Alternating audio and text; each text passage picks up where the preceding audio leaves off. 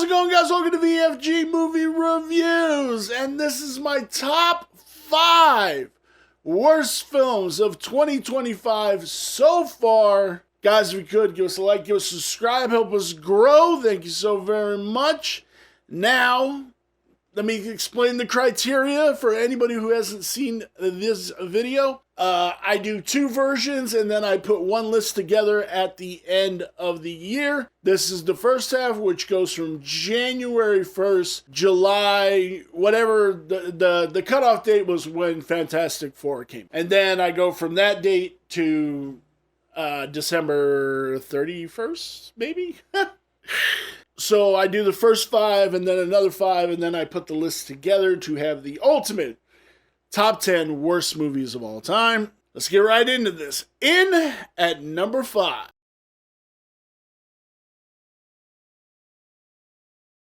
We have Drop. I gave it 3.125 stars.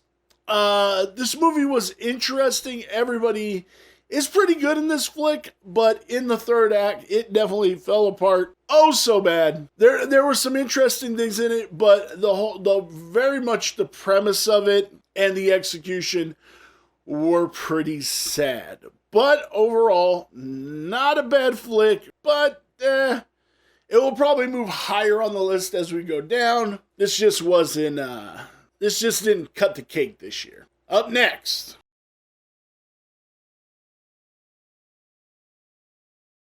we have, coming in at number 4, Hurry Up Tomorrow. I gave this movie 3.875 stars. This movie was shot beautifully, and I'm going to put a playlist of all these reviews where you can go back and watch it. My star rating really doesn't matter for this list. Because we have the categories, and I mean, I stick to my categories and how I do my rating system. If you guys would like a breakdown of my rating system, I can do a video on that. Just leave a comment down below. Everything just seemed overly done. There wasn't a lot of things that made any sense. Jenna Ortega's character, although cool and lovely, and I love me some Jenna Ortega, and I love me some The Weeknd, it just was like, it just didn't do it for me. And when she's dancing to The Weeknd song, it just came off so poor and bad. Like, yeah. So that's number 4. Up next,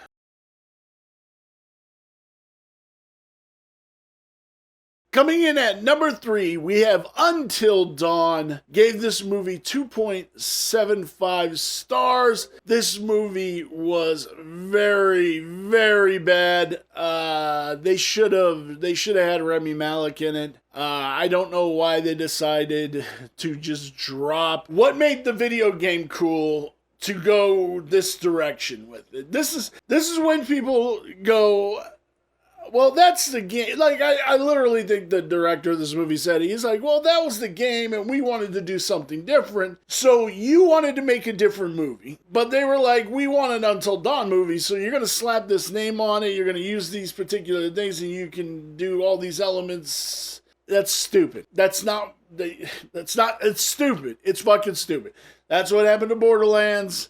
That's what happened to, like, any movie that fucking does that shit. It's just, you're slapping the face of the fans and being like, your game wasn't good enough to make a movie, so we're gonna slapdash it and do this bullshit. Up next,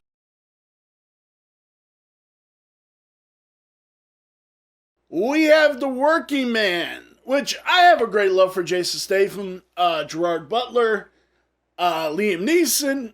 They are all tremendous actors, but they are all just leaning on their laurels and being like, I'm Jason Statham, I'm a badass. Gerard Butler, I'm a single dad, I gotta go save my daughter, and fucking other nonsense. And then Liam Neeson just doing Liam Neeson. Their movies aren't good in any way, shape, or form. This movie was real bad. Like, real bad. The girl that gets kidnapped, I don't know why they make kidnap victims badasses when you're supposed to be a kidnap victim. Like, I don't get it. It's fucking stupid. This movie was not fun at all. Not fun at all. Up next,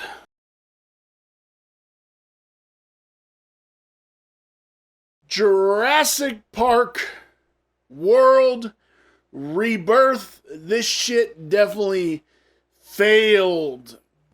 This was a bad reboot. I feel they probably shouldn't have never done this. Probably should have took a lot of time off, came up with a solid script.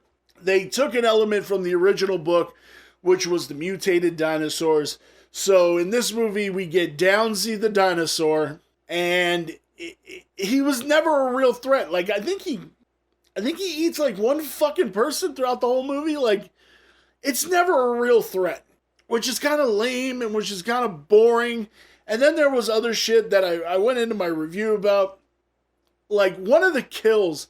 So in filming, all right, a film is a two-dimensional thing, right? So everything has to be like in front of the camera. So one of the actors is like trying to pull this big heavy thing, and in the far background you see a dinosaur slip into the water, and then she goes behind this big equipment to push it.